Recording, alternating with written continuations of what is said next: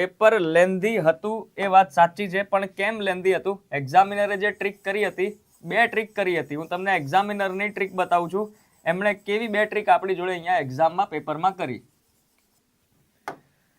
પહેલી જે ટ્રીક હતી ઓલમોસ્ટ એ અનએક્સપેક્ટેડ હતી. આમ બે ટ્રીક અનએક્સપેક્ટેડ હતી. આ ટ્રીક મારી નથી, હે ને, એક્ઝામિનર અંકલે જે પેપરમાં કરી છે, જેનાથી પેપર લેન્ધી થયું છે, એ હું તમને અહીંયા હાઇલાઇટ કરું છું.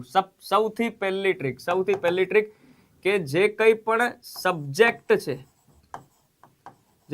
સબ્જેક્ટ છે, એ પેપરની અંદર, હવે ધ્યાનથી સાંભળજો બધા, એ પેપરની અંદર મિક્સ કર્યા હતા. મિક્સ ક્વેશ્ચન હતા. કેવા હતા સાહેબ? Mix question. એટલે કે પહેલા કેવું હતું? પહેલા કે જ્યારે પણ તમે ડીવાયએસઓ, એસટીએ, ક્લાસ 1 2 આ બધી એક્ઝામ તમે આપતા હોય તો પહેલા છે ને અમુક આમ સેટ આવતા હોય, જેમ કે 1 થી 25 પ્રશ્નો હિસ્ટ્રીના, પછી 26 થી 50 પ્રશ્નો ભૂગોળના એટલે કે જીઓગ્રાફીના. આવું શું કહેવાય કે 25 કાં તો 15 10 એવા કન્ટિન્યુઅસ એક જ સબ્જેક્ટના પ્રશ્નો હતા, હે ને, કન્ટિન્યુઅસ એક જ સબ્જેક્ટના પ્રશ્નો હતા.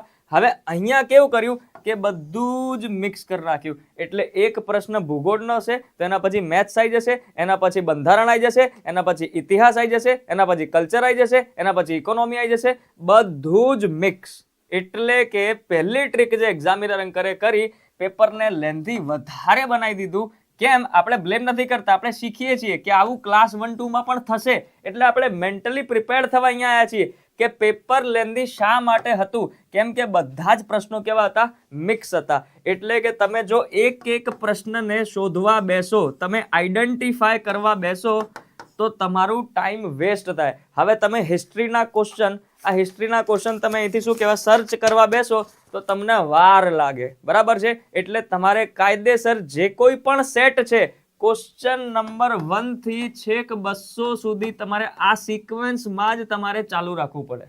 અને જો આ સિક્વન્સમાં તમે ચાલુ રાખો તો તમારે માઇન્ડને વારે ઘડીએ શું કરવું પડે કે એક સબ્જેક્ટથી બીજા સબ્જેક્ટ પર જમ્પ કરવું પડે. એટલે જો કોઈ પણ વ્યક્તિ આ સિચ્યુએશનને એડેપ્ટ કરી શકે, કોઈ પણ વ્યક્તિ જો ફ્લેક્સિબલ હોય, જો કોઈએ વ્યક્તિએ બધા જ સબ્જેક્ટને સેમ રાખ્યું હોય અને ફ્લેક્સિબલ હોય કે ના મારા માટે તો બધા જ ઇન્ટરેસ્ટિંગ સબ્જેક્ટ છે, એને તકલીફ નથી પડી. પણ જો અમુક હોય ને કે આપણા ઇતિહાસ માન લો ફેવરેટ છે, ભૂગોળ માન લો ફેવરેટ છે, ઇકોનોમી મને મજા નહીં આવતી, કાં તો બંધારણ મને મજા નહીં આવતી, એવું માઇન્ડસેટ વાળું કોઈ વ્યક્તિ હશે ને એને તકલીફ પડી હશે. કેમ કે ખોરતો હશે કે મારા ફેવરેટ સબ્જેક્ટ ક્યાં છે, પણ એને ફેવરેટ સબ્જેક્ટ મળ્યા મિક્સમાં. એટલે એ શોધવામાં એને ટાઈમ જાય. ઓલરેડી પેપરની લેન્થ વધારે હતી, પણ આ મિક્સ ક્વેશ્ચને એ લેન્થ વધારવાની સાથે ટાઈમ પણ વધારી દીધો.